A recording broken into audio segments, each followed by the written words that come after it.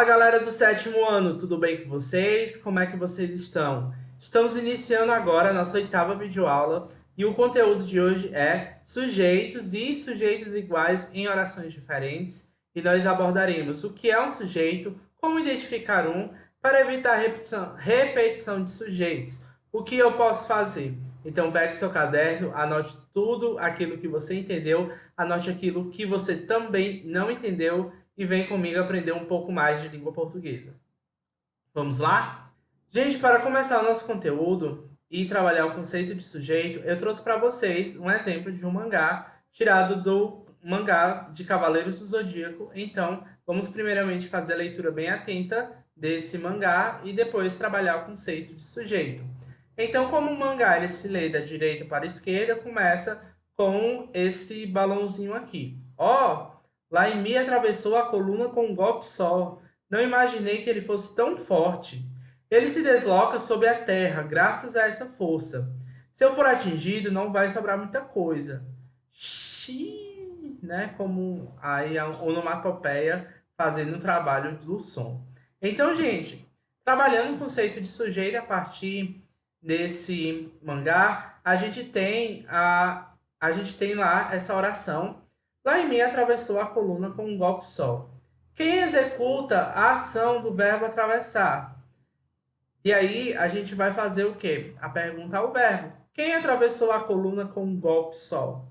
Foi quem? Laimi. Portanto, Laimi é o sujeito dessa oração. Daniel, mas eu ainda não entendi o conceito de sujeito. Você pode esclarecer melhor para mim? Posso, gente.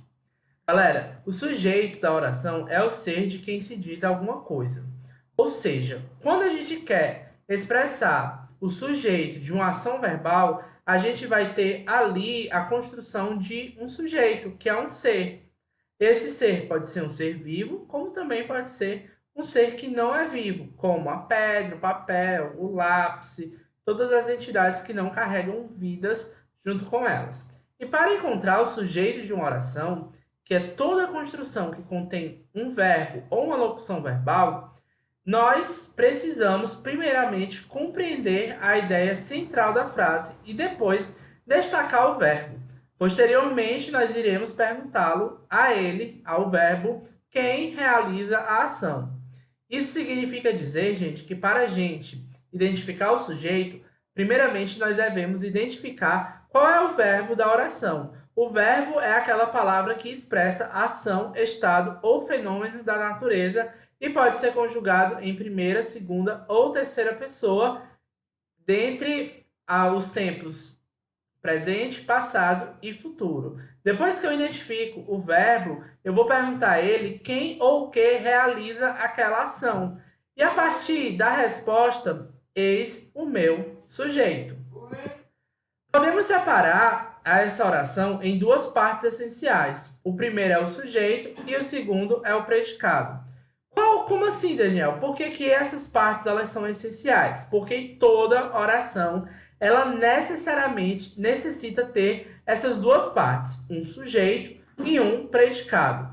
Laimi é o sujeito da oração, como nós já identificamos anteriormente, porque é ele que atravessa a coluna com um golpe só.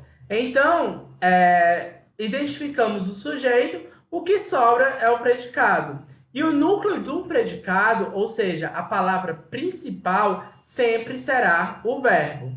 De um modo mais calmo e recapitulando o que eu disse, nós vamos ter duas partes essenciais em uma oração. Lembrando que oração é toda frase que contém um verbo ou uma locução verbal. Uma locução verbal são dois verbos ou mais que apresentam a função de um só.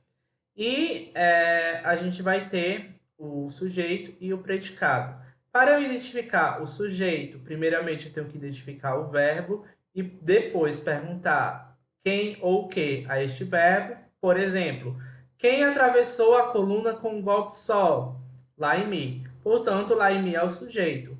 O restante da oração será o predicado. E o núcleo do predicado sempre é o verbo. Então, nesse caso, nós vamos ter o verbo atravessou como núcleo do predicado que vocês podem ver aí no slide. Gente, Essa outra oração está também no mangá, certo? Ele se desloca sobre a terra graças a essa força.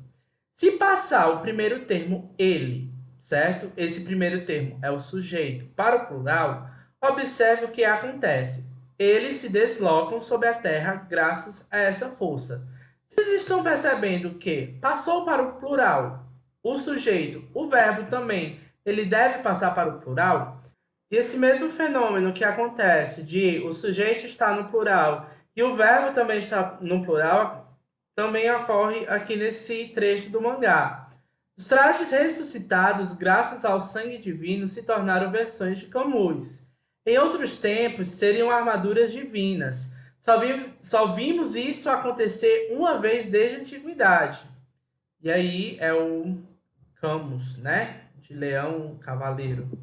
E aí, gente, perceba que a alteração no primeiro termo provoca uma alteração no segundo. O verbo ganha a marca do plural. Não só o sujeito, mas o núcleo do predicado, ou seja, o verbo também sofre alteração. Portanto, galera, toda vida que o sujeito estiver no singular, o verbo também estará no singular. E toda vida que o sujeito estiver no plural, o verbo também deverá estar no plural. Isso vai dar a segunda característica do que é um sujeito. Sujeito é o termo central da oração.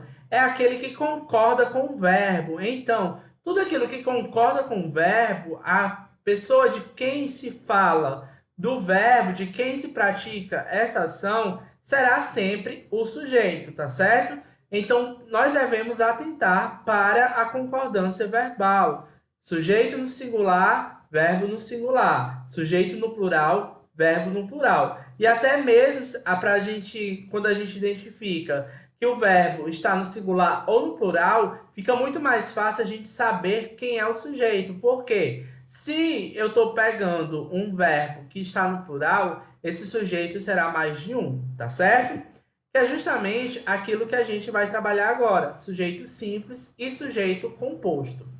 Vamos ler esse outro trecho do mangá, que agora a gente vai ter o Cavaleiro de, se eu não me engano aqui, é o Cavaleiro de Capricórnio.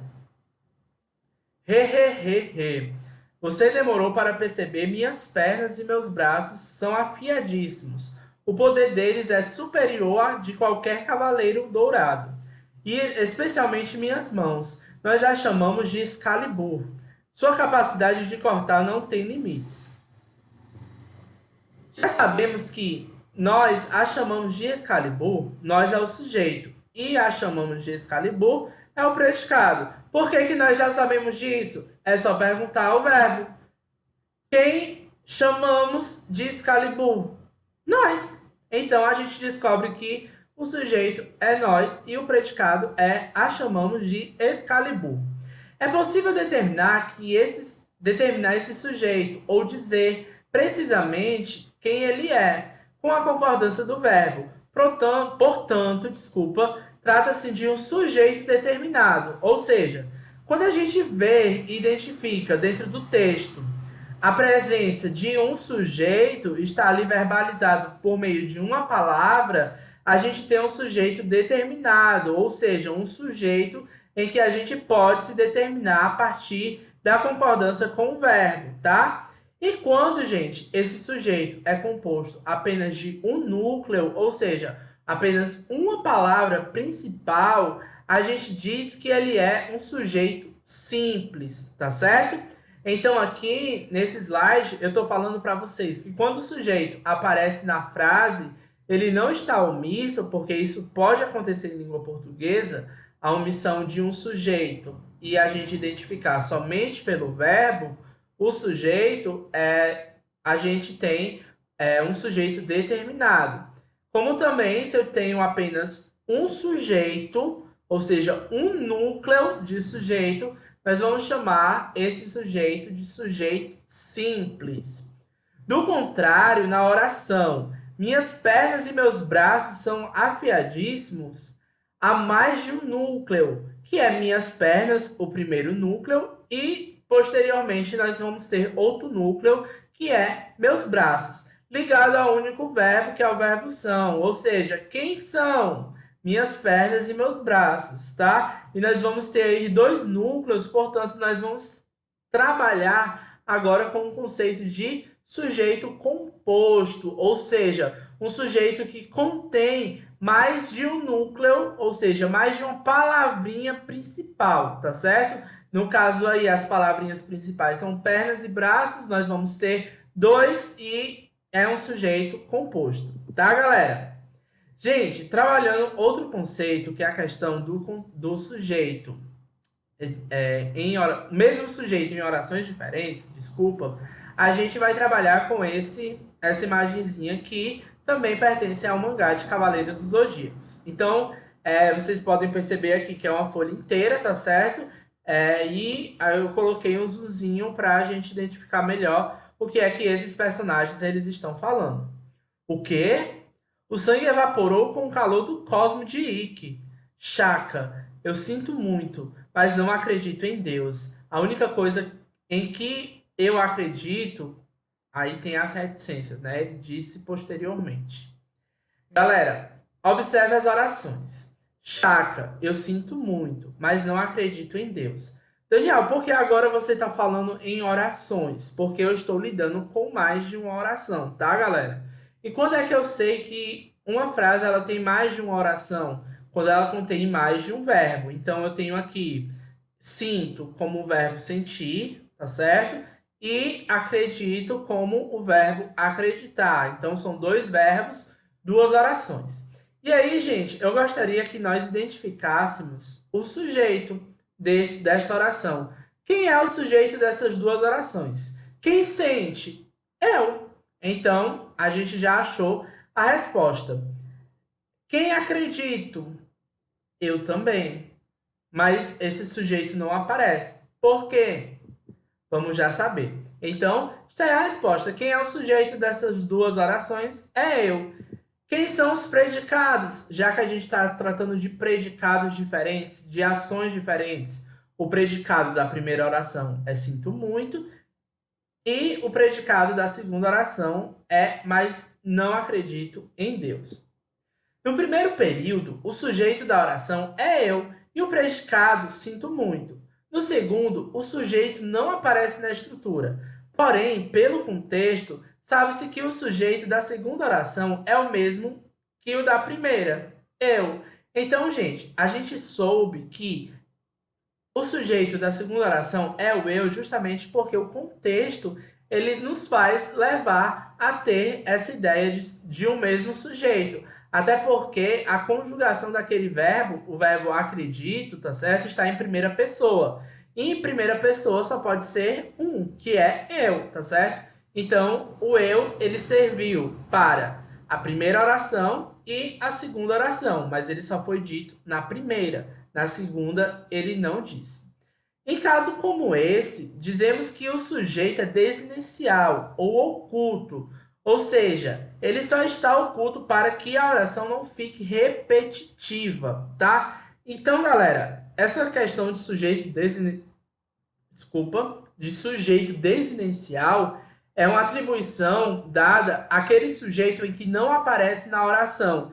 A gente subentende o sujeito pelo contexto, ou seja, o verbo ele aparece ali, tá certo? Com a desinência, mostrando se é primeira, segunda ou terceira pessoa. Daí a gente vai procurar pelo contexto, ou seja, a situação que foi empregada durante a construção textual, quem é esse ser, tá certo? E quando esse ser não aparece, nós tratamos como sujeito desinencial. E nesse caso, dessas orações aí, dessas duas orações, o segundo sujeito ele não foi repetido justamente para que não fique repetitivo este mesmo termo durante o texto, tá certo? Caso ele aparecesse duas vezes, nós teríamos a seguinte oração: eu sinto muito, mas eu não acredito em Deus. O sujeito foi citado apenas uma vez, mas é o mesmo nas duas orações, ou seja, ele foi citado uma vez, tá? Mas ele vai servir para as duas. Caso ele esteja nas duas, fica muito repetitivo. Mesmo sendo possível em língua portuguesa, nós utilizamos de estratégias para evitar a repetição. E uma dessas estratégias se chama elipse, ou seja, esconder determinadas palavras, que no nosso caso nós estamos tratando de palavras que têm a função de sujeito em uma oração. Os dois verbos remetem-se ao mesmo núcleo do sujeito, que no caso é eu, concordando com ele. E é exatamente por concordar que o sujeito não precisa ser retomado, uma vez que está claro para o contexto de quem se fala. Ou seja, como sinto e acredito pertencem não, concordam. Somente com eu, a gente já sabe que o sujeito é eu. Eu não preciso dizer duas vezes, tá certo? O contexto, ele já me diz de quem se fala aquele verbo, tá? Pode-se concluir, portanto, quando o sujeito é o mesmo para as duas ou mais orações, não é necessário repeti-lo, pois o contexto, quando escrito de maneira clara e com a correta concordância verbal, deixa-o evidente. Então a gente não precisa repetir o sujeito várias vezes, porque o contexto ele já se trata de identificar esse sujeito instantaneamente, automaticamente, de uma forma completamente não, de uma forma inconsciente, de certo modo, tá certo? Gente, espero que vocês tenham gostado dessa videoaula. Os exercícios desta aula estão lá na página 97, nas questões 9 a 11. Um beijo para vocês. Estou morrendo de saudade. Até mais. Tchau, tchau.